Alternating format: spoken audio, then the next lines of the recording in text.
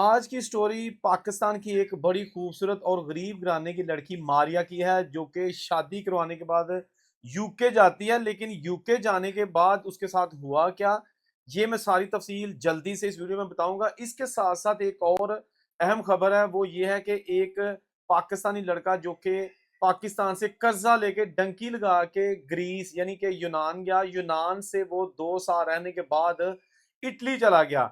Italy में 1 साल रहने के बाद उसने कहा कि अब मैं यहाँ से फ्रांस और फ्रांस से यूके के लिए निकलता हूँ। अभी तक उसने 1 रुपया भी नहीं बचाया था, ना ही घर वालों को भेजा था। आखिर उस लड़के के साथ फिर हुआ क्या, दोनों खबरें आपके साथ मैं शेयर करता हूँ। और आप इस वीडियो के एंड तक देखिएगा, क्योंकि हर मेरी वीडियो में कोई ना कोई सबक होता है, लेसन होता है, ताकि जो लोग ये गलतियां करते हैं कम से कम ये देख लें कि हमारे साथ तो कहीं ऐसा नहीं हो रहा, ये स्कैम या कुछ भी है। तो ये जो लड़की थी पाकिस्तानी, इसका ताल्लुक है लाहौर से, और इसको बाहर जाने का बड़ा शौक था। यहाँ एक चीज मैं आपको बता दूं कि बाहर जाने का शौक तो तकरीबन सबको ही होता है, खास लड़की है या लड़का है। तो यही वो मजबूरी है जिससे लोग फायदा उठाते हैं।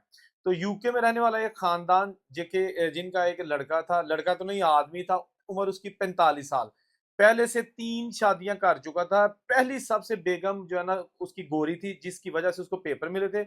उसके बाद उसने एक पाकिस्तानी लड़की लड़की के साथ शादी की, वो यूके में रहती थी।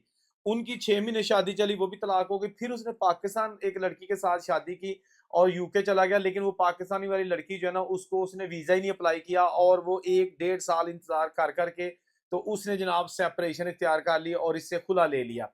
अब दोबारा उसने अपना घर बसाने का फैसला किया, और इस बार मारिया नामी लड़की बेचारी किसी मतवस्त तबके की, एमएससी उसने की हुई थी। लेकिन वो एक गरीब घराने की थी, ज्यादा अमीर नहीं थी, और एक प्राइवेट स्कूल में जॉब करती थी। वहां पर उसको मिलता था 14,000 रुपया, जो कि कुछ भी नहीं रकम होती।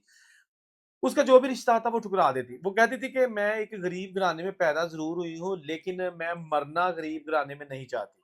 भाई, मैं अगर गरीब घराने में पैदा हुई हूँ तो इसमें मेरा कोई कसूर नहीं, लेकिन अब मैं गरीब रह के मरना नहीं चाहती, इसलिए शादी करूंगी तो किसी बाहर वाले लड़के के साथ करूंगी। उसकी माँ, उसका बाप, उन्होंने बड़ा कहा कि बेटी, आप बड़ी हो, आपसे छोटे भी 4 बहन भाई हैं, सारे तकरीबन जवान हो रहे हैं, तो शादी करेंगे तो आहिस्ता आहिस्ता बोझ जो है ना वो हमारे सर से जाएगा। लेकिन वो लड़की कहती थी कि सोचना भी ना, कोई रिश्ता बाहर आएगा, पक्का आएगा तो उससे शादी करूंगी।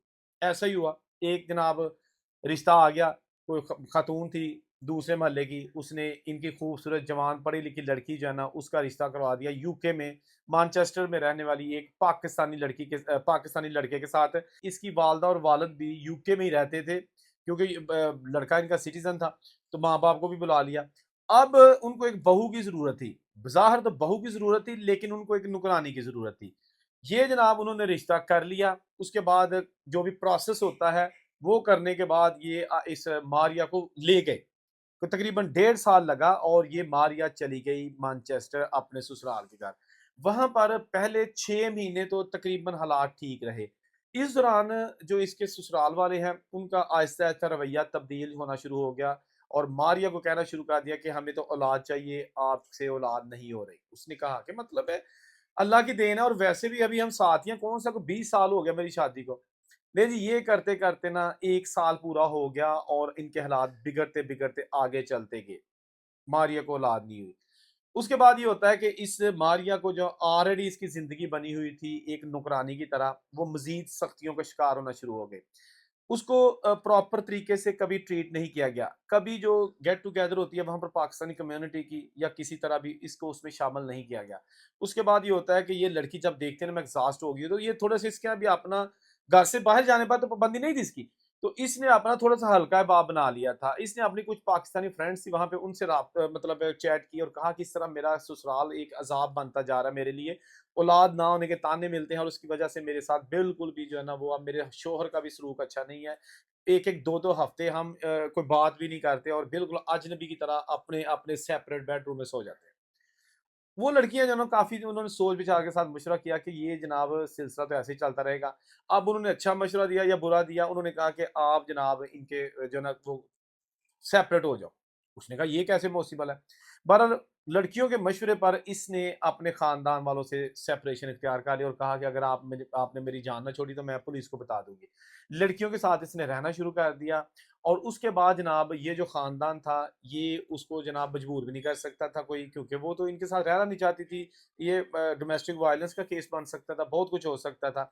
बिल आखिर उसने शरिया लॉ काउंसिल और जैसे भी है तलाक फाइल कर दी और जॉब स्टार्ट कर दी।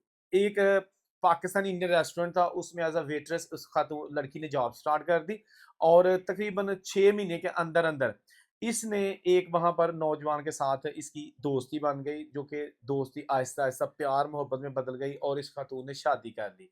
शादी करने के बाद जनाब वो लड़का जो था वो उसने वो स्टडी वीज़े पर आया गया हुआ था लड़का, तो उसको पता था कि शायद ये मुझे स्पॉन्सर कर सकती है। ये सारा कुछ जाने बगैर उसने इसको अपने साथ रख लिया, लेकिन जब पता चला कि ये तो खुद यहाँ की सिटीज़न नहीं है, ये तो खुद यहाँ की जो है ना वो पक्की नहीं है, तो लड़की को पता था कि ये लड़का पक्का है। तो ओ जब दोनों को पता चला कि दोनों कच्चे हैं, तो एक बार फिर इनकी सेपरेशन हो गई। उस लड़के ने कुछ महीने इसके साथ गुज़ारे और वक़्त पास किया, यही कह सकता हूँ, और फिर इनकी सेपरेशन हो गई, तलाक हो गई। अब जनाब ये जो मारिया है ना, इसके हालात काफ़ी ख़राब हो गए, क्योंकि इसकी जो फ्रेंड्स हैं वो भी इसको छोड़ चुकी थी और इसने उन्हीं के कहने पर अपना जो पहला घर था वो भी बर्बाद कर लिया। तो अब ये यूके में ही मुकीम है, मैनचेस्टर में नहीं है, लंदन में आ चुकी है। लेकिन अब इसकी जो हालात है ना, सिचुएशन है ना, वो काफ़ी डेंजरस है, क्योंकि इसके पास प्रॉपर जॉब नहीं है और जो भी बंदा इसको मिलता है ना, अब ये उससे शादी कराने से कतराती है, क्योंकि इसे पता है कि पहले 2 बार मेरे साथ धोखा हो चुका है, तो अब मैं तीसरी बार ये नई चीज़ करना चाहती। अच्छा, चलें अल्लाह ताला उसकी हिफ़ाज़त फ़रमाए, लेकिन एक चीज़ पेरेंट्स के लिए यहाँ या लड़कियों के लिए मैं कहना चाहता हूँ कि जो आपके फ़ैसले होते हैं ना सम टाइम कि जी मैं कराना है तो ए ही कराना है, यानी जिस तरह इसका था कि यूके ही जाना है। तो अल्लाह से कभी ये चीज़ ना माँगा करें, अल्लाह से माँगा करें कि या अल्लाह अगर तेरी रज़ा है, अगर तू चाहता है कि ये फ़ैसला मेरे हक़ में बेहतर है तो ये कर दे। यानी इस तरह की भी साथ कर लिया करें। ये ज़रूरी नहीं होता कि बंदा कहे कि नहीं जी मैं तो कराना ही नहीं ब्याह, अगर मेरा पक्के बंदे नाल होया, हो गया ना पक्के ना, उसके बाद कच्चे से भी हुआ, तो फिर कच्ची की कच्ची। अब देखते हैं कि ये सिंगल मदर का केस इसने यूके में डाला हुआ है, लेकिन उसकी तो कोई फ़ायदा नहीं है, इसलिए कि वो तो रिजेक्शन आ जाती है।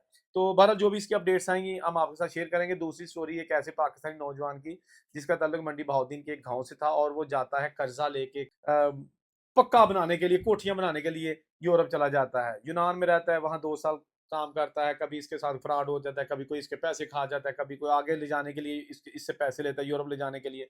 ये सारी चीज़ें चलती रहती हैं। बहरहाल इसकी डंकी कामयाब हो जाती है, इटली चला जाता है। इटली 1 साल रहता है, जाते ही अज़ील करता है, अज़ील इसकी 3 महीने के अंदर रिजेक्ट हो जाती है। उसके बाद फिर जनाब ये खेतों में काम करता है, वहाँ भी इसके कभी फ्रॉड हो गया, कभी इसको पैसे नहीं मिले, कभी ठेकेदार खा गया। तो हालात ऐसे थे कि इसने अभी तक 1 पैसा घर नहीं भेजा था। अगर भेजा भी होगा कभी 2 महीने बाद कोई 50,000 भेजा भी होगा तो वो क्या बनता है पाकिस्तान में।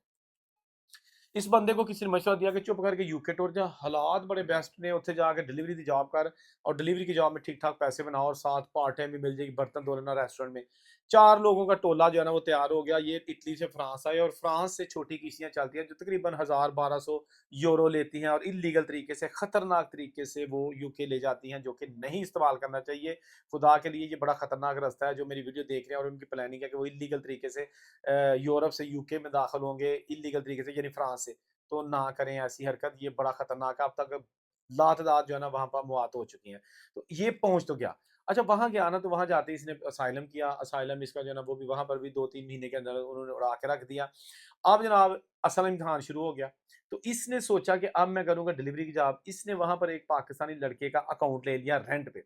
उसका अकाउंट बना हुआ था, वो वहाँ पर पक्का था, तो उसने कहा कि चलें ठीक है मेरा अकाउंट इस्तेमाल कर लें, लेकिन इसमें से 35 या 40% मैं लूँगा। फॉर एग्ज़ाम्पल अगर आप 1 हफ्ते में 600 पाउंड कमाते हो, मिसाल दे रहा हूँ ना, 400 पाउंड कमाते हो फॉर एग्ज़ाम्पल, उसमें से 100 मेरा होगा या 150 मेरा होगा, बाकी आपके होंगे। तो उसने कहा जी ठीक है।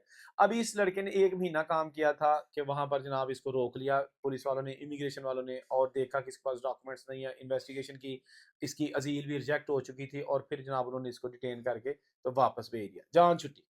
कित्थे गए पैसे? अगर यही किसी ऐसी जगह पे मेहनत करता, फिर इटली में रहता। इटली में ऐसे हमारे दोस्त पाकिस्तानी हैं जो कि छाए हुए हैं। फ्रांस चला जाता, वहाँ रंग का काम आम मिल जाता है, पाकिस्तानी ठेकेदार है, पतरून उनको कहते हैं, ब बातिमा का काम है। वो मिल जाता है, सोल का काम मिल जाता है। लेकिन आगे की दौड़ जो है ना इंसान को फिर आगे पहुँचा देती है। तो जब भी आप कोई फैसला करें, ये ना हो कि फैसला भी रात को किया, सुबह इम्प्लीमेंट कर दिया। सोच समझ के किसी ऐसे मशवरे से ऐसे बंदे से मशवरा ले लिया करें, जो मैच्योर है, जिसको पता है, जो रंग-रंग का जिसने पानी पिया हुआ है, कौन-सा काम आसान है, कौन-सा हरबा मुश्किल है। ये चीज़ें अगर आप देख के करेंगे तो बच जाएँगे, ना करेंगे तो फिर रगड़े जाएँगे।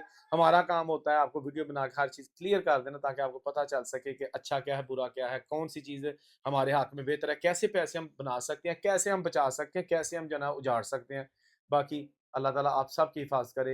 वीडियो में कमेंट ज़रूर कर दिया करें, ताकि पता चल सके कि हमारी जो एफ़र्ट होती है वो आपको कैसी लगती है। औरंगज़ेब बेग को इजाज़त दीजिए। अल्लाह हाफ़िज़।